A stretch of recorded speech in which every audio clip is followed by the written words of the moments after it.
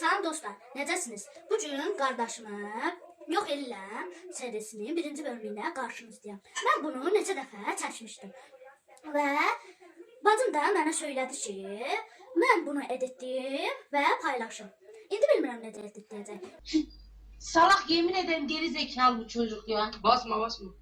Bilin ki, mən hər sözümə bir də edit qoyacağam da. Başlayaq.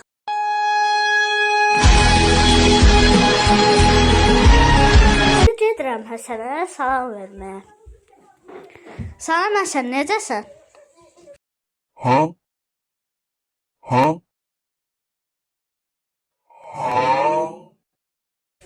Yaxşısan?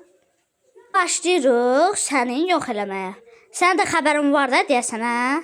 Başlayaq. 1, 2, 3. Puf! Getdi. İndi bunu axtar da. Birinci buradan başlayırıq. Görə burada da. Yox. Bura baxaq hələ. Yox, burada da dur. Tez axtarmalıyam, yoxsa anam məni öldürər. Bura baxaq. Burada da yox imiş. Yine habla bu ortaq qaldı. Burada da dörsə çöldədir. İndi girək.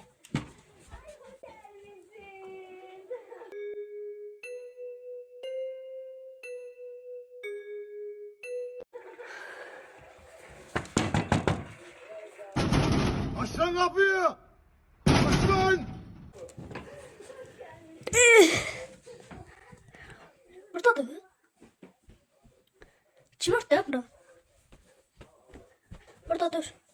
Bir də baxacağım bura. Burada olmaz bir şey bilmirəm. Buradasan sən.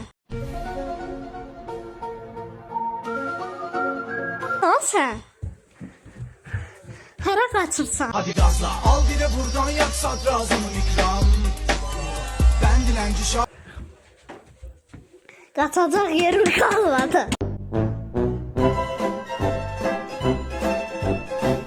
Nəysə sən qapını aç.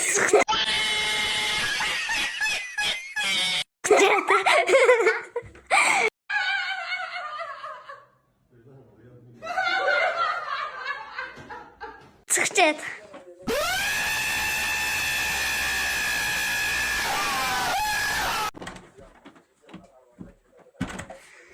Sağ arkadaşlar. Xəbərdar edirəm ki, bu video çox uzun sürəcək.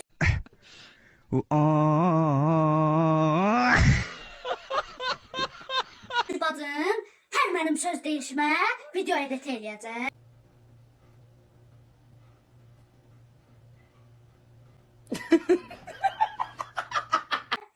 Allah'a emanet olun, hoşça kalın ve bay bay.